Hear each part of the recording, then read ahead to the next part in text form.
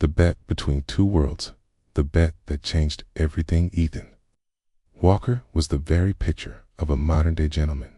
Wealthy, confident, and, perhaps most dangerously, poor. At 36, he was the founder of a globally renowned tech investment empire, the owner of a Manhattan penthouse, and a collector of luxury cars worth tens of millions. People called him the undefeated in business. But to Ethan, everything felt like a game.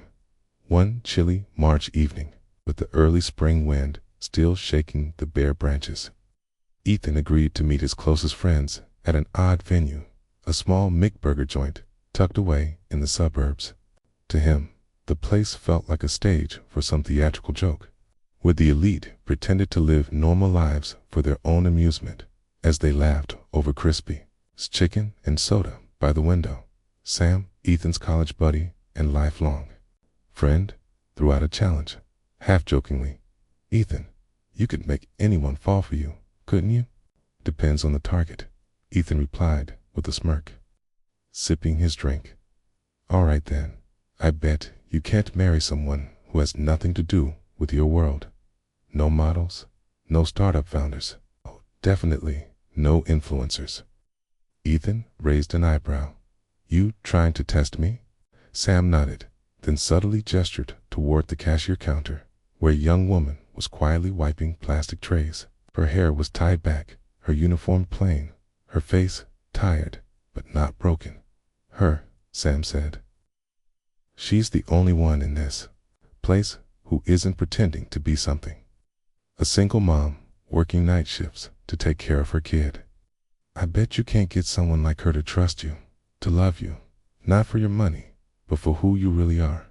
Ethan followed his gaze. Her name was Lily Torres. She was 29, lived just a few blocks from the restaurant, walked to work every evening from 5 p.m. to 1 a.m.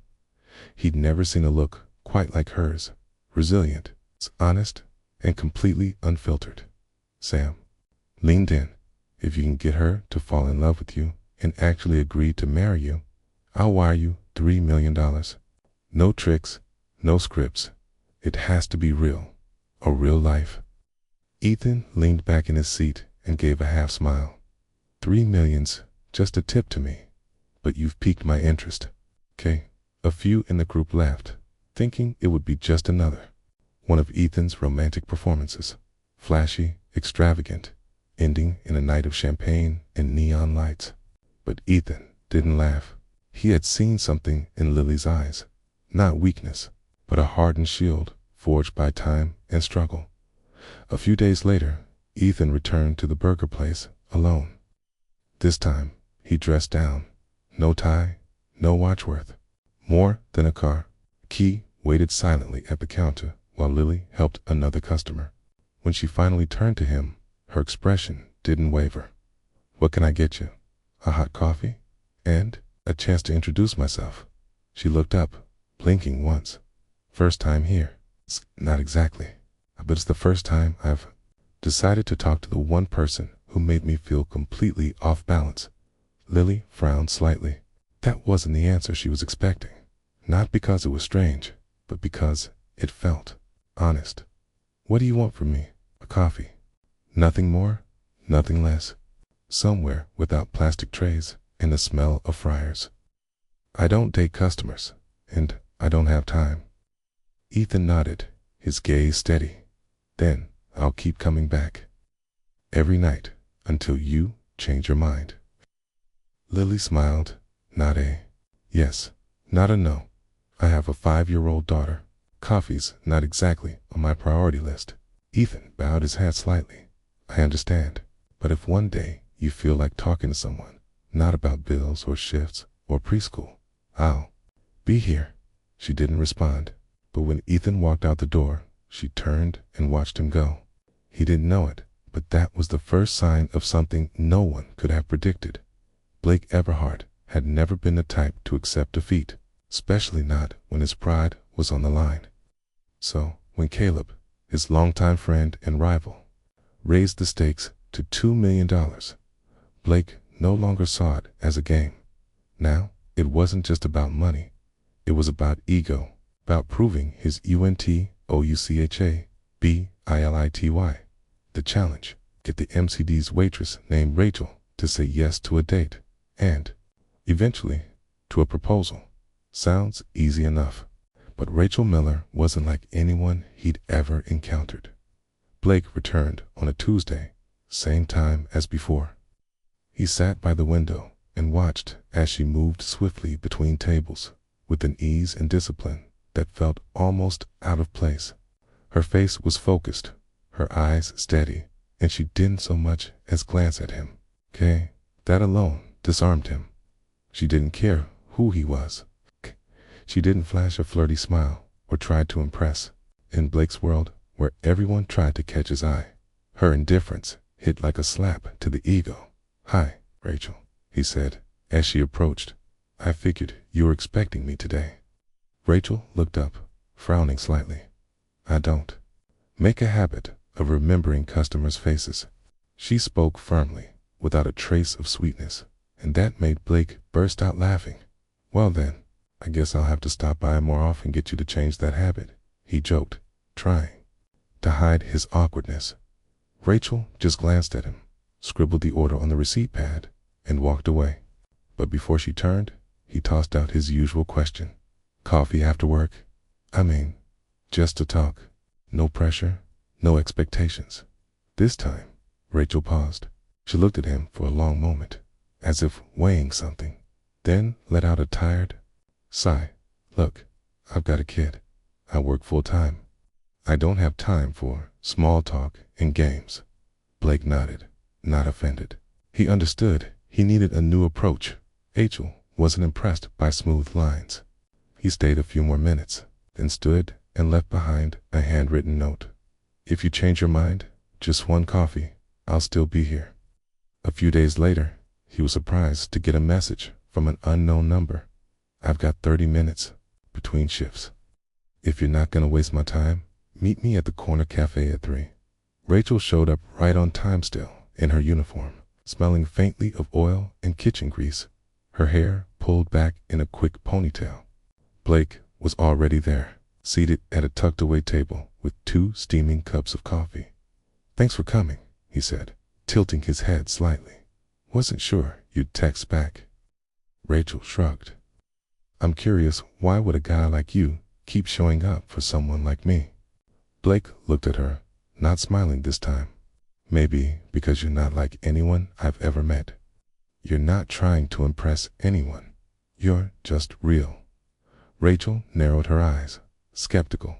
"Feels like there's a catch. You strike me as someone who's used to easy things." "You're not wrong," Blake replied. "But I'm trying to learn how to understand things that aren't easy, like you." They sat in silence for a few seconds. Rachel wrapped her hands around the warm cup, her voice dropping. "I've worked there for almost 4 years. I do it to raise my daughter, Chloe. Every paycheck matters. I don't have time for distractions." Blake nodded slowly. In that moment, he saw a world completely different from his own world of single moms, bills to pay, and strength born from exhaustion. "When do you rest?" he asked. Rachel let out a short laugh, not amused. "I squeeze in time to be with my kid. She's the only reason I'm still standing." "How old is Chloe?" 7, and she's smarter than I was at her age," she said with a brief, surprising smile. Blake smiled back. "I'd like to meet her someday, if that's okay with you." Rachel instinctively leaned back a little. "We're not there yet. I only came because I thought you were being genuine. I am, but I don't expect you to believe it right away."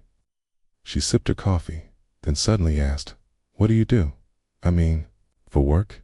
"CEO of a software company," Blake answered. Rachel didn't flinch. She just shrugged. "So you're used to being in control. But I'm not some project you can invest in and expect returns." "No," Blake said gently. "You're something I hope to understand, not own." They left the cafe. Blake held the door for her. Rachel stood for a moment, then turned back and said softly, "I don't know what this is. But if we meet again, it'll be because I choose to, not because you talked me into it. He nodded. I'll wait, and I won't bet on it again. Rachel didn't know exactly what he meant, but she saw something shift in his eyes. No more arrogance, no overconfidence, just ... honesty. And for someone like her, that was the kind of start she could have asked for. Rachel never expected a regular Thursday to begin changing everything. She was cleaning off the last table at the diner when she noticed that familiar stranger walk in again for the third time that week. Same table, same black coffee, and the same question about Chloe, her daughter. At first, she thought he was just being polite, but his consistency made her wary. Aren't you tired? Coming here every day just to ask me about the specials? Or my kid, she said, half joking, half defensive. The man smiled, something sincere flickering in his eyes. I don't come here just for the coffee. I'm curious about you. The answer made Rachel freeze now, because it was flirty, but because there was a tenderness in his gaze she wasn't used to. His name was Block, a man who didn't match her apron stained with tomato sauce or the scent of fryer oil on her hands after every shift. But he kept coming, gently, consistently, and without demanding anything. Then, one rainy afternoon, everything shifted. Rachel was ringing up a customer when she heard those familiar footsteps. She didn't turn around. You know what? She said, sensing him beside her. You could have anyone, anywhere. So why me? Blake answered, without hesitation this time. Because you're not like anyone else. You don't pretend. You live.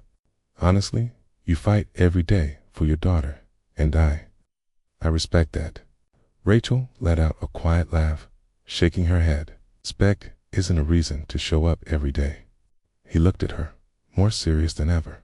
No, but love is why I can't stop thinking about you. The next week, Blake didn't show up. Texts, no visits, and Rachel found herself noticing his absence. She caught herself glancing up every time the door opened. Silly, she told herself. He doesn't owe you anything. And you, who are you to expect something like a second chance? But one late evening, just as she was about to head out, Blake appeared soaked from the rain, holding a small umbrella, nervous hope on his face. What are you doing here? Rachel asked, her voice almost accusing. I thought you forgot. About me. I couldn't, he replied short. Simple, but enough to make her fall silent. Blake pulled a small box from his coat pocket. Though the night was wet with rain, the box inside remained dry. A silver ring shimmered softly under the streetlight, modest, unassuming, nothing like what she'd imagined from someone like him. Rachel, he said, don't laugh, but I've been thinking a lot. I know we're different. I know I don't belong in your world, and you don't need me to survive. But if you'd give me a chance, I want to be part of your life, yours and Chloe's. She stared at him, stunned. Double quotes Blake. Who do you think I am? A single mom working 3 shifts a day. I have nothing but exhaustion and responsibility. You're confusing sympathy with love. He nodded, not arguing. Maybe, but if I'm going to be confused, I want to be confused next to you. She laughed. Tears were already slipping down her cheeks before she even realized it. You know I won't give you an answer tonight, right? I'm hoping you won't, he replied. I just need to know you'll think about it. Rachel lost sleep for several nights. She wasn't the kind to dream big. Life had never gone easy on her. She knew how to be a mother, how to work hard, how to stretch every dollar. But a wife? And more than that, the wife of a man from a completely different world. She'd never believed she had the right to choose something like that. And that's what scared her most. A week later, Blake was waiting again outside the McDonald's where she got off her late shift. She walked toward him with a strange calm in her step. Do you realize, she said slowly, if I say yes, I'll be trading everything familiar for something I don't understand at all. Blake smiled softly, replying, "And if you say no, I'll still be here just without the ring, without the promise. Just a man, still hoping." Rachel looked up at him, and for the first time, she didn't see a gap between them, not because of the ring, but because of the way he looked at her. Like even if this turned out to be a mistake, it was one he was ready to face with her.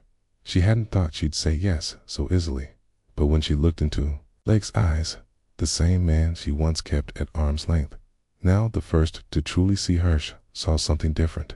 Top, reckless passion, but something quieter, steadier, like a flame that didn't blind, but was warm enough to melt fear. "I didn't know what I was looking for until I met you," Blake said, slowly opening the velvet box. The ring sparkled in the light, but Rachel barely glanced at it. She lowered her eyes and whispered, "I'm not just a woman. I'm a mother, and Chloe's life will always come first." Blake didn't hesitate. He stepped forward and slipped the ring on her finger like it was the most natural thing in the world. "Then let me protect both of you," he said. "Let me be the reason your choices feel worth it." Rachel still didn't entirely believe the words she'd just spoken. But sometimes life doesn't give you the luxury of endless thought. Maybe part of her just wanted to believe, or maybe she could already sense that Blake had begun to change. Less than a week later, Rachel and Chloe moved into Blake's sprawling Homer Grand estate, tucked within a quiet, upscale neighborhood, driveway lined with perfectly trimmed maple trees.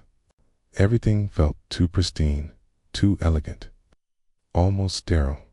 Rachel stepped onto the stone porch and watched the heavy wooden door swing open. It felt like stepping into a movie that wasn't hers. The kitchen gleamed with modern appliances. The living room was bigger than her entire old apartment, and a spiral staircase curved upward like something out of a fairy tale. But it all lacked one thing, the warmth of life. She tried to adjust. She arranged a reading nook, placed some potted plants by the window, but nothing could chase away the emptiness. Blake, despite his hectic schedule and nonstop calls, made genuine efforts. He invited her on garden walks, asked about Chloe's hobbies, even rearranged his office so Chloe had a place to study.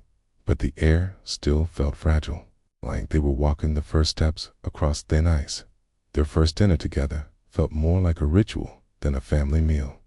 The table was so long that Rachel had to lean over just to catch a glimpse of her daughter's expression. "This house is like a palace," Chloe whispered, staring at the shiny silverware laid out in unfamiliar order. Blake smiled, but Rachel jumped in gently. "Remember, sweetheart, it's not the outside that matters. It's how we live together." That reminder wasn't just for Chloe. It was for herself, too, a woman trying to find her footing in a world that never felt like hers. In the days that followed, Rachel kept routines. She took Chloe to school, attended parent meetings, and made simple dinners in a kitchen that could feed a banquet.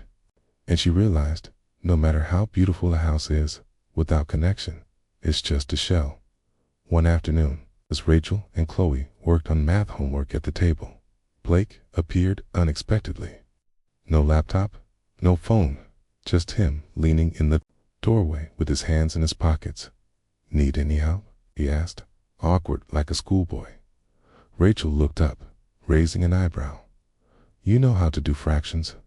Blake chuckled softly. "No, I don't know how to listen." He sat beside her, quietly taking in Chloe's reading, smiling as the little girl giggled at his wrong answers. That was the first time Rachel realized Blake might not just be someone bringing change, but someone willing to learn how to change. For them, still, Rachel kept a distance. She had trusted the wrong person before, and this time she wouldn't let herself be blind. One evening, after Chloe had gone to bed, Rachel sat quietly at the edge of the bed. Blake walked in, sensing the heaviness in the room. "I'm not sure I know what I'm doing," she whispered. "We don't have a foundation, no shared past. And do you really want this?" Blake was silent for a moment, then gently sat beside her. I don't have the perfect answer, but every day I realize I want to try. Not just for you, for me. Rachel looked at him, her eyes still guarded. Then show me, she said, with actions, not promises. Blake nodded, saying nothing more. But in that quiet moment, something was placed between them, not a rushed commitment, but a silent vow to take it one step at a time, even if the road wouldn't be easy, and maybe for two people who had been hurt before. That was the most trustworthy beginning of all. Blake never imagined that what started out as a game would become the most defining chapter of his life.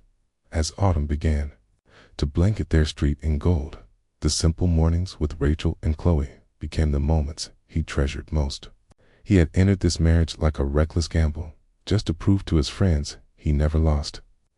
But he hadn't counted on how unpredictable the human heart could be, in like numbers in a spreadsheet. At first, he kept his distance, telling himself he only needed to play the role of the perfect husband for a few weeks. But slowly, Rachel's quiet warmed her soft eyes when she looked at her daughter. The way she made simple breakfasts with care chipped away at his defenses. One Sunday afternoon, with the scent of cinnamon and apple pie lingering in the kitchen, Chloe climbed onto a chair and handed him a messy drawing of the three of them holding hands beneath a rainbow. "Daddy Blake, this is my family," she said. Blake froze, not because of the clumsy lines, but because of what she called him. Daddy. That one word, so simple, yet so full of meaning, hit the deepest part of him. That evening, under the soft light of the living room, while Rachel folded Chloe's clothes, Blake finally spoke about the wounds he'd never let anyone see. "I used to think success was everything," he said, voice low. "But now I realize maybe I never really understood what mattered." Rachel paused, not judging, just listening. No rush, no interruptions. It's just a quiet presence that made it easier to breathe. "My father pushed me to grow up too fast," he continued. "He wanted me to be a flawless version of himself. Every failure was a shame. So I learned to hide, to toughen up, to never show weakness, until you and Chloe came along." Rachel reached for his hand. "No one should live their whole life trying to please someone else. Blake, you're allowed to be tired. And you're allowed to start again." Those words marked a turning point. The next day, he canceled the lavish party planned with his closest friends, the same friends who once bet on his love life like it was a game. Instead, he bought a bicycle for Chloe, and the three of them rode out to the lake.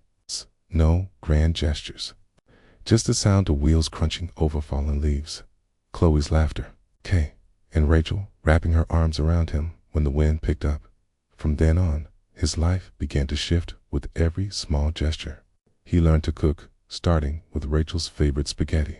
He read bedtime stories to Chloe, and each morning, instead of rushing out the door, he paused to kiss both mother and daughter on the forehead. One evening, back at the little restaurant where they had their first date, Blake looked at Rachel for a long time before saying what he had held inside for weeks. "I can't imagine a day without the two of you anymore. I didn't know what love meant before, but now, if I ever lost you, I don't think I'd know who I was." Rachel's eyes sparkled with tears. Then she spoke, gently but firmly. "If you're in love with us, Blake, then live like it not just today, but every day. I don't need promises, need choices. Choose USA again and again." And Blake nodded, without hesitation, when Caleb, his best friend, visited the next week and teased, "So, you've gone full stay-at-home dad now." It was the first time Blake didn't feel stung. He just smiled.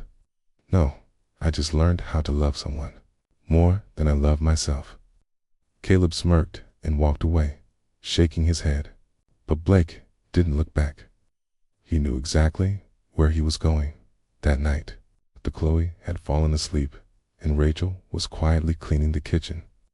Blake walked over and wrapped his arms around her from behind. "I used to think love meant winning," he whispered. Now I know. Real love means letting go of the need to win and choosing to grow together. Rachel leaned into his chest, saying nothing. Just the peace of silence, the kind Blake never thought he'd learn to treasure when the past comes knocking at the heart's door. Sometimes it finds no need to enter, 'cause the present is finally enough. The days living with Rachel and little Chloe had changed Blake more than he ever imagined. Once a man consumed by numbers and profit margins, he had slowly learned to appreciate the smaller things: a shared meal, the innocent laughter of a child, and the trusting eyes of a woman who had opened her heart to him. Gone were the lavish parties and rushed business deals now. He spent his time with family, tending the backyard garden, and allowing himself quiet moments of reflection. But one early winter morning, as the last leaves fell across the backyard, the past came knocking, not gently, but like a storm waiting to break. While sorting through a pile of old papers in his study, Blake stumbled upon a yellowed folder.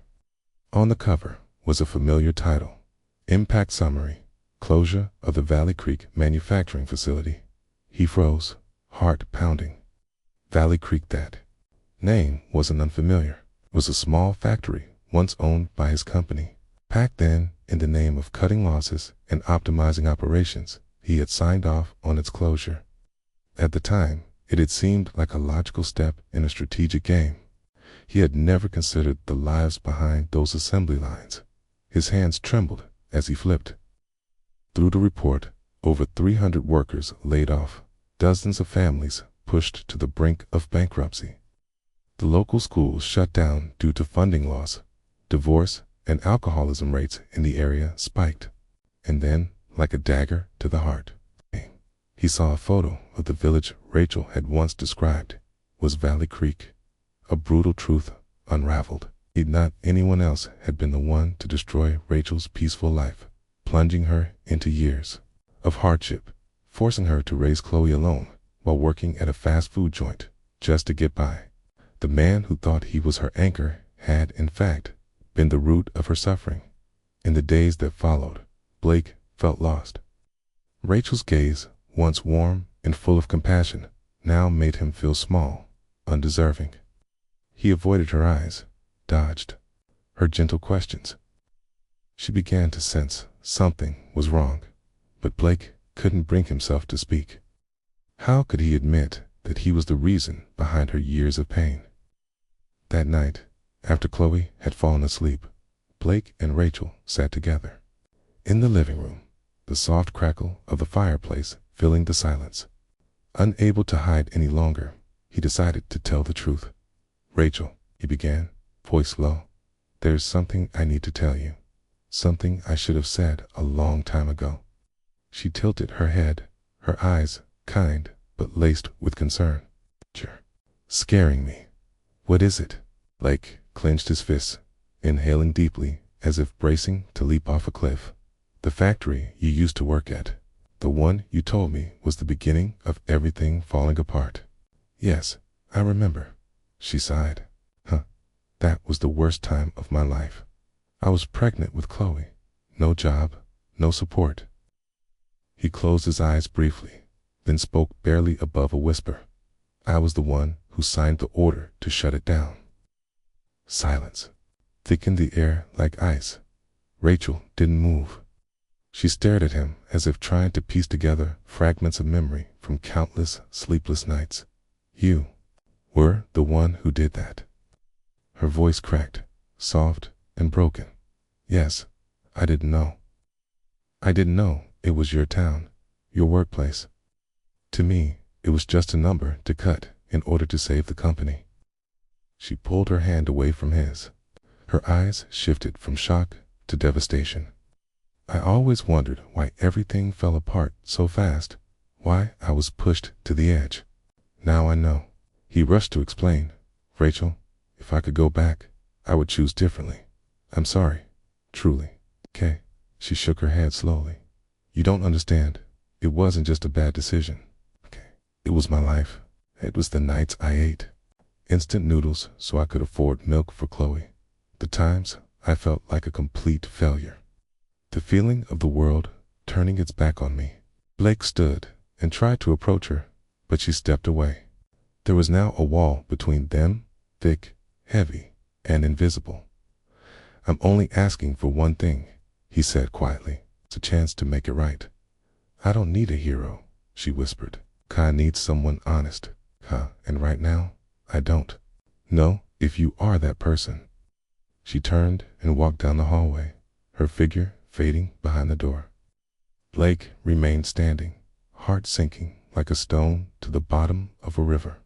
He didn't know if there was still a chance to save anything, but he knew one thing. If hope remained, he had to act.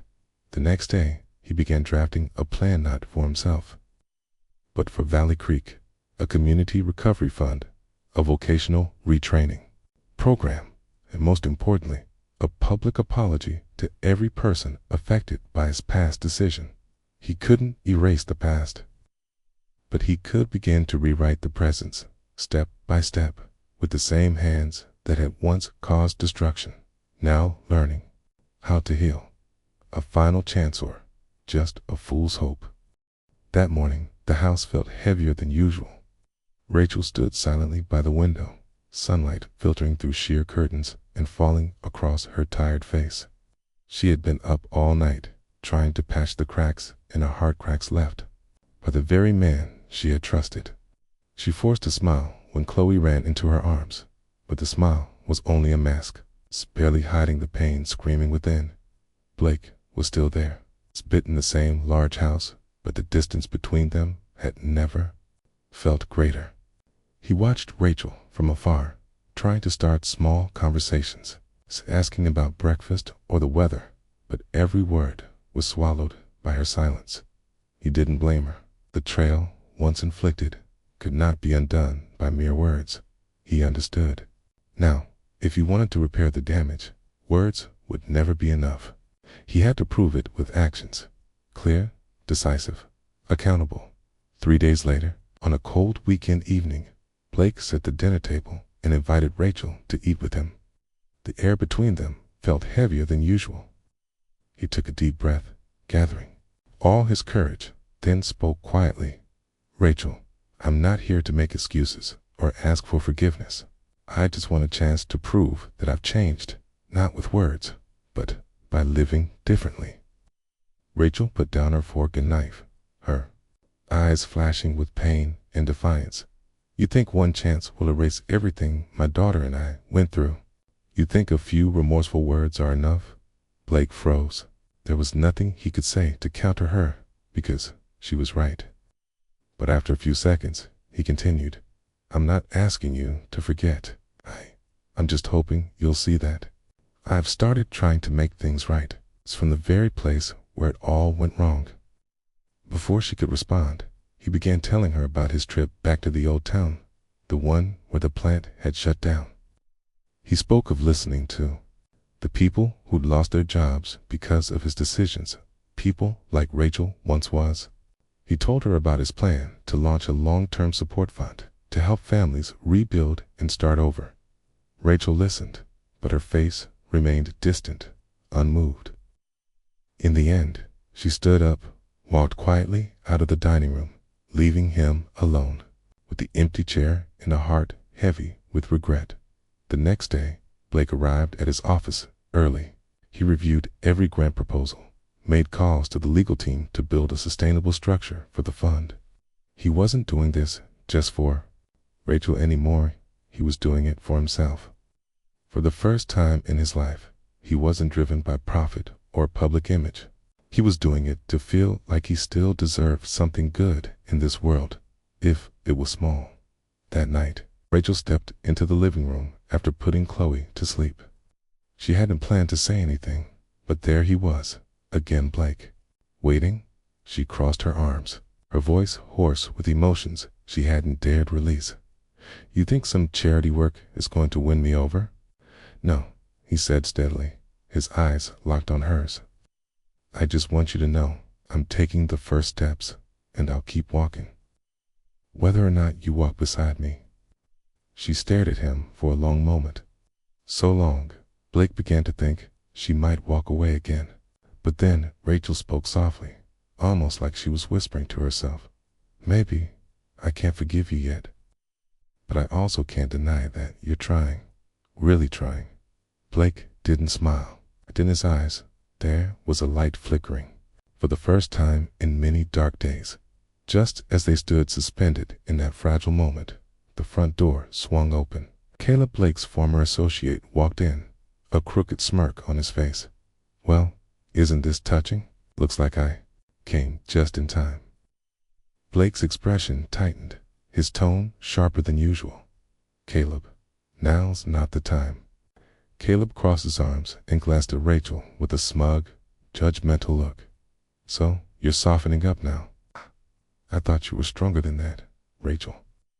Rachel stood tall, undaunted. I don't need your opinion. I'm here to cause trouble. Then please, get out of our house.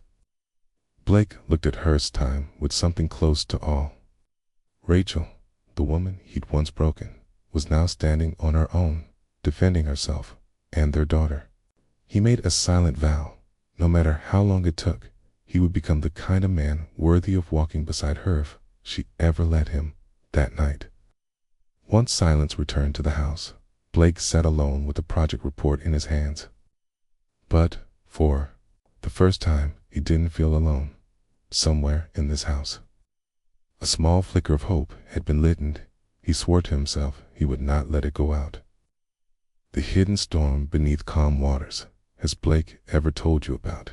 A stupid little game between immature men, Rachel. Caleb's seemingly offhand question cut through the party air like a blade. Rachel tilted her head, confused, turning to Blake, who had gone stiff as a statue. Caleb, please, stop, Blake said, quietly, almost begging. But Caleb only smirked wider, as if Blake's silence fueled him even more. Blake and I once made a bet. Something reckless whether he could win you over. $2 million, Rachel. We even shook on it. He never told you? That's a shame. I thought you were the special one. As those words landed, Rachel's face contorted with shock, her breath catching. She instinctively stepped back, as if the floor had turned into blades, her eyes filled with tears, locking onto Blake's, searching for denial, a thread of hope. But Blake just stood there, eyes downcast, silent. Say something, Blake.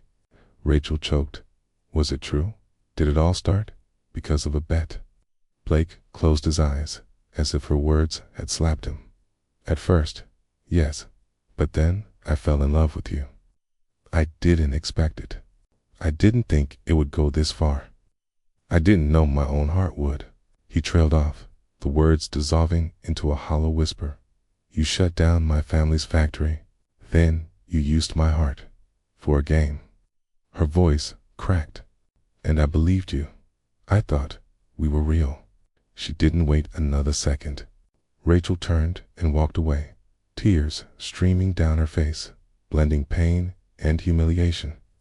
Her dress floated behind her like all the unsaid words she'd left behind, and Blake stood frozen, as if watching a version of himself shatter in the mirror that Rachel left the estate that night. Heartbroken, not just by Caleb's words, but by the crumbling of every dream she had dared to rebuild. She felt like a fool, trusting the wrong man for the second time. The past had taken her home, her father, and now the present had taken her faith and love. Every memory with Blake now became a cold, sharp scar. Blake sat in silence. The luxurious rooms of the mansion only emphasized the emptiness inside him.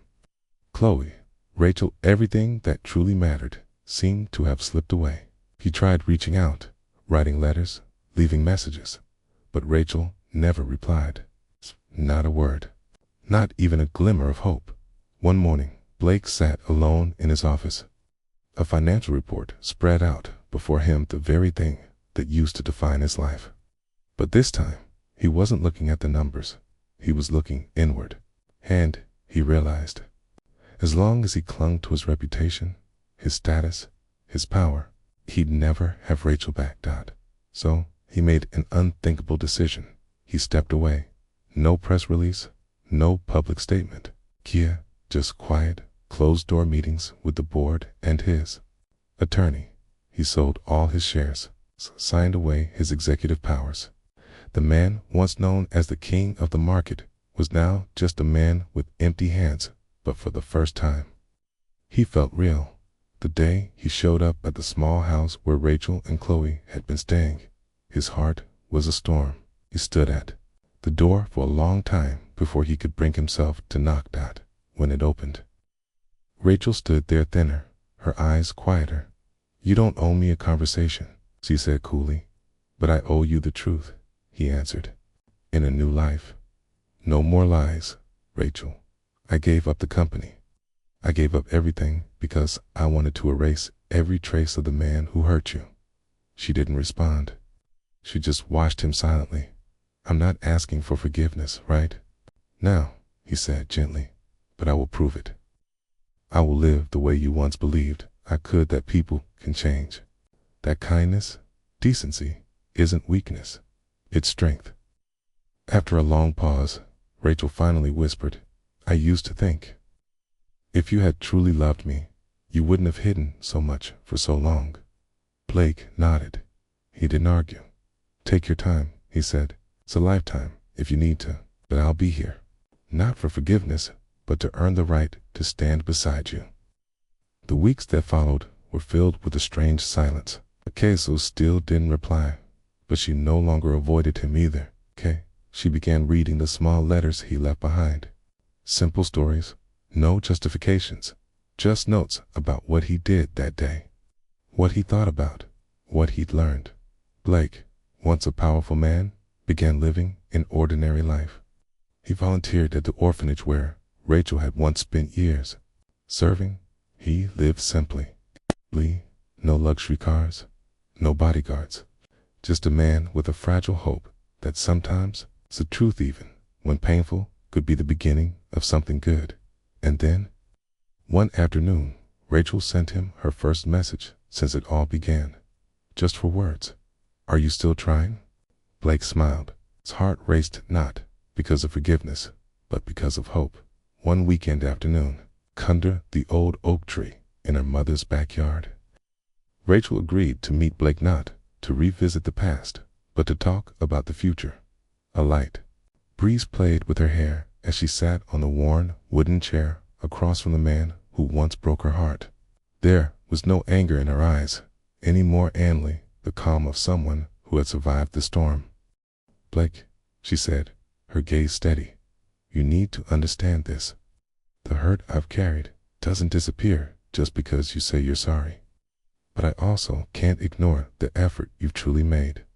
Blake nodded slowly.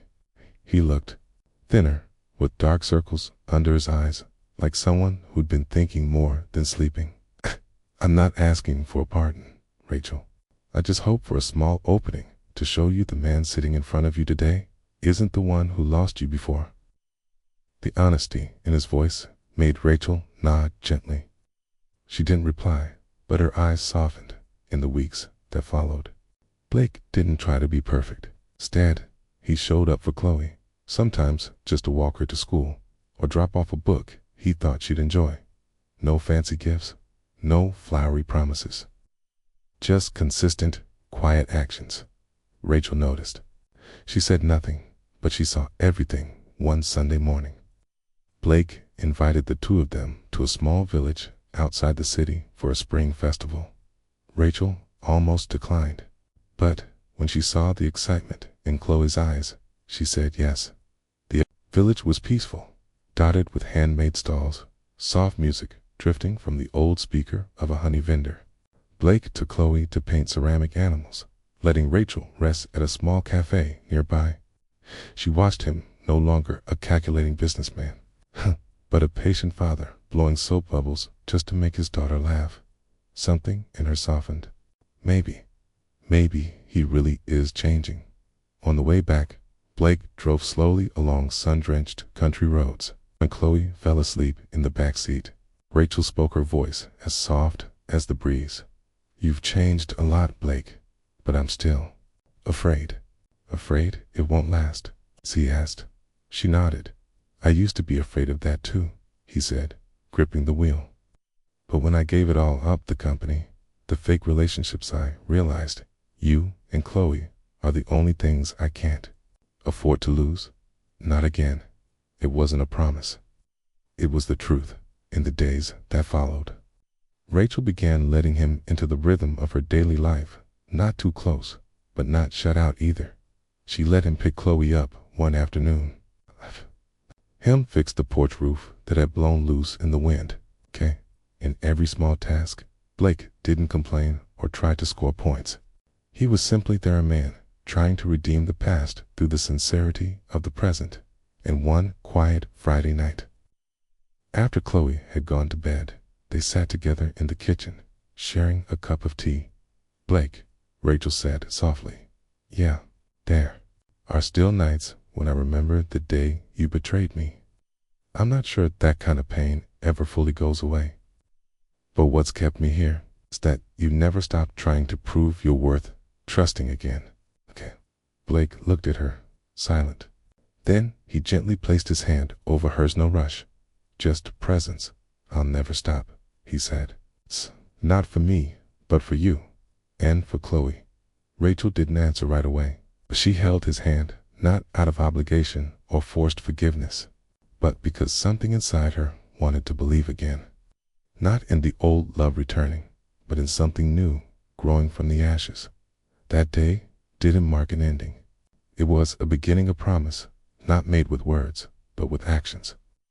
In this time, Rachel felt she could finally hope in the man who once broke her heart. Because now he was learning how not to repeat that mistake again. A new chapter from old pieces. Neither of them ever imagined that the broken pieces of their past could come together into something whole, even beautiful. But Rachel, despite everything, chose not to walk away. She knew the road ahead wouldn't be easy. Still, she decided to walk it with Blake, the man who was trying every single day, not just to make amends, but to become someone worthy of her and her daughter. Blake had changed, not with grand gestures, but through quiet, ordinary things. A morning hello, his steady presence, the way he really listened, and hands always ready to help. Their conversations grew longer, deeper, and the silence between them was no longer distant, had become a kind of quiet understanding. Rachel still kept a fragile layer of guard, but Blake never pushed. He didn't try to tear it down.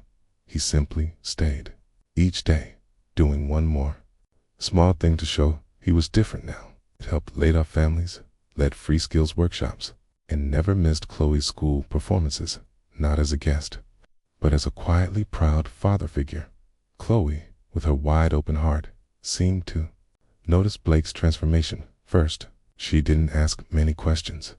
She just held his hand during park walks, and every now and then looked up to ask, "Will you always be here with me?"